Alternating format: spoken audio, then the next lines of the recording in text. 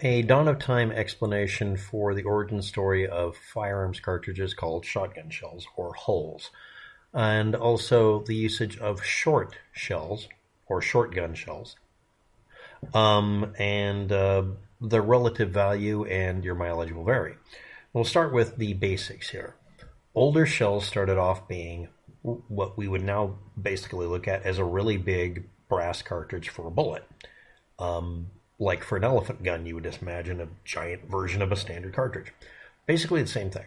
They would use pistol or rifle primers rather than the specialized shotgun shell primer that's used these days, which has its own little metal cup because the majority of a shell used to be made out of non-metal materials.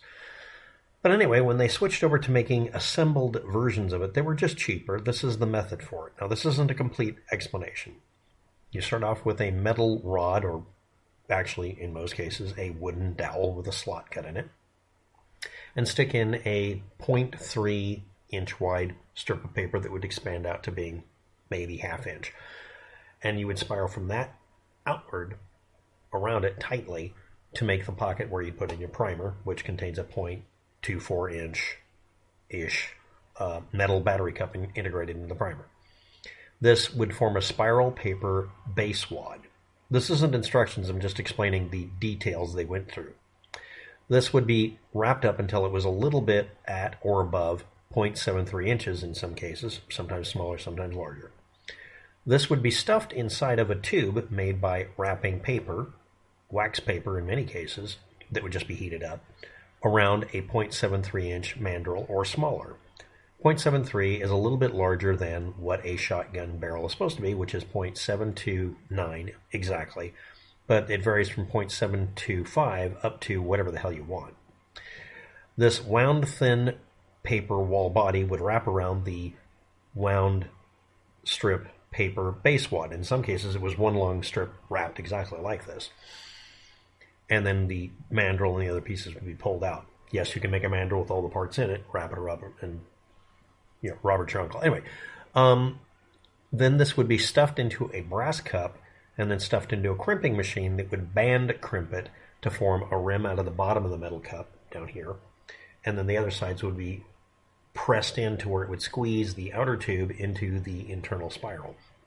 And in many cases, the outer layer, that spiral, would be covered with some sort of glue or maybe some wax, just like the outer casing might. This jacket shape held all the parts together for the shell all in one shot. So it's a 3-piece shell. We're just starting with that. And that would hold black powder. The brass was made higher or shorter depending on how high the powder level would be. And that's why you refer to them as high and low brass. That's not really needed anymore, but it was because the propellant would keep burning after the shot and would burn pinholes in the cases. And while that wouldn't hurt anything for single use, people would reload them. On top of the black powder would be a wadding. Now, this could be anything from felt or cork or whatever up to pieces of cardboard or fireproof cardboard or just anything you wanted to mix together. This made it more efficient because it would press the gases behind the thing you put in, like a big bullet or shot or whatever you're putting in, as it went through the barrel, and it would act like a piston. And as you might imagine, if it's just a thin card, it's going to wobble like that. So they made taller stacks so it gets stuck and stay straight. This also made it to where it prevented the pressure from suddenly squeezing all of the shot, birdshot or buckshot, together in one mass. Prevented hot gases from melting them, and prevented a waste of gas pressure so you could use less propellant to propel things, or just get it faster going. And this would also prevent mixing of the propellant and the projectiles while they were sitting on the shelf.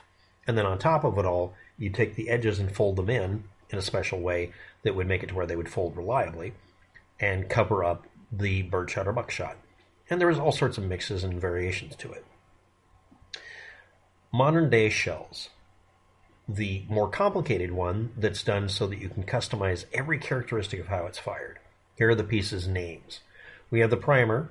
It's supporting battery cup, and it's inside of a spiral paper base wad or a base wad made out of one lump of whatever material. Could be anything. Or not even be there and just protrude up into the powder layer in many cartridges. and it would be inside of a hull. The hull can come in hundreds of varieties like I've described. Black gunpowder originally would be put in, and to prevent the propellant and the projectiles missing, you'd have another wad. Hard, non-flammable nitro card directly over it because of the conversion to nitrocellulose bulk powder. It took up the same amount of space as black powder, so you could use the same measurements. It made it to where you couldn't overload the shell. But nitro had a higher pressure spike, so they had to have that card in there be very durable, and also it was fireproof. A skirted base gas-tight seal could be used instead, or at the same time, or made from the same material. This had a flaring bottom to where when it exploded, it would press against the sides of the cartridge and also press against the sides of the inside of the gun's barrel at 0.73 inches. Then you would have an over-powder obturator. Now that was actually the sides as well, and what would happen is it would squeeze down ever so slightly, and that would cause it to squeeze out and make a very gas-tight seal inside of the barrel. But it was usually combined with a skirted base.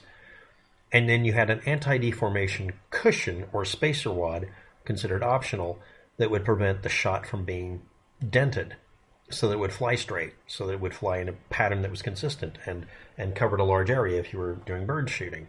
Obviously, you can see how all of these are going to get combined together because they all have capabilities that could be mixed together and get a very good result. But some people will load separate ones. You can buy these reloading components over the internet, or at a place that's well stocked for this material, or just get out a paper punch, a big one, or a leather punch, and use it to make these things out of all sorts of stuff. But originally, again, in the old days, these were all made out of stuff that would rot if they ended up on the ground and become fertilizer, nothing more. There is an undershot pellet cushion wad. And again, this is like all of the other layers. Then you had a pellet wrapper. This was made so that it would prevent the pellets from coming in contact with the barrel, mostly for steel shot, but also it became advantageous because it would keep the shot together a little bit longer as it came out of the barrel. This eventually converted into a shot cup, which integrated almost all these components and was basically just a cup holding all the shot. And you could have slits on the side or not.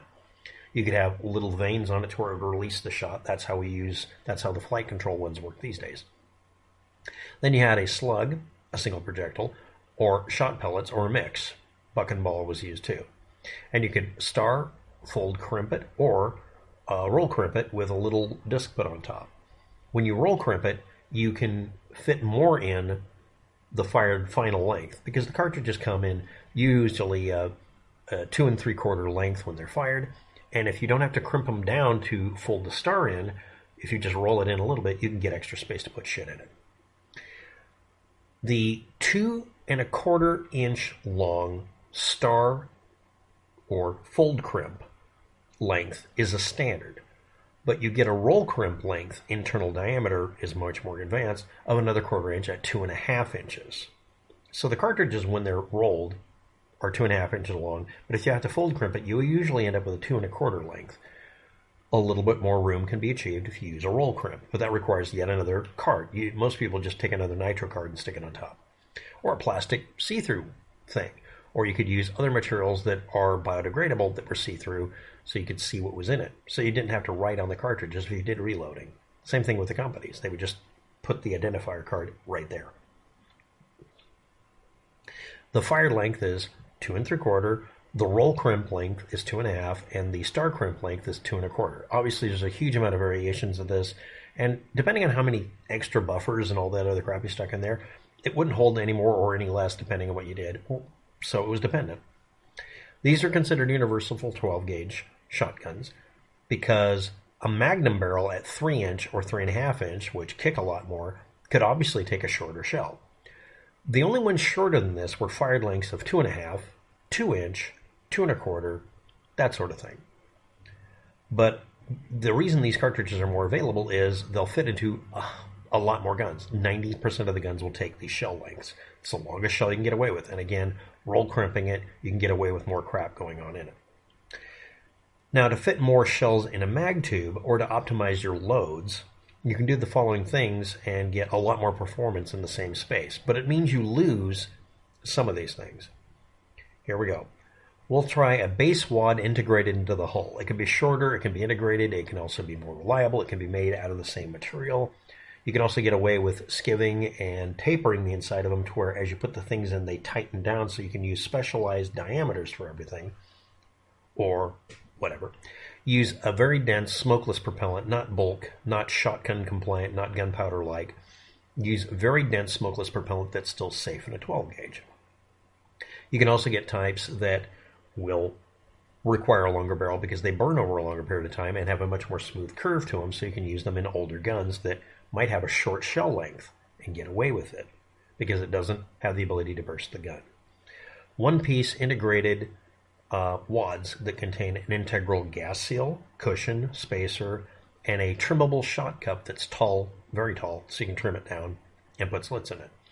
These are so commonly used now by reloaders that they're the default, but they're made of plastic. There's also ones called biowads made out of paper or biodegradable plastics made out of corn material. Then you put your slug or shot pellet in it. Usually you're preferring hardened pellets because then they don't deform, so you can omit most of the cushioning and stuff, so you can get a lot more in the cartridge. And then you roll crimp it with an overshot card. That's how you get away with putting more bang for your buck in the same shell, or make the shell shorter so you can have more of them in the gun. And again, it's dependent on them feeding, not jamming, being able to fire, and being adequate. Now we'll talk about mini shells. These are 2-inch or shorter shells, usually. The fired length. Now, 1 3/4 shells are considered mini shells. That's the fired length. That's the most common one, but there's only 2 main companies that come up, and they'll work only if used for short range most of the time. Short range is 21 feet, maybe.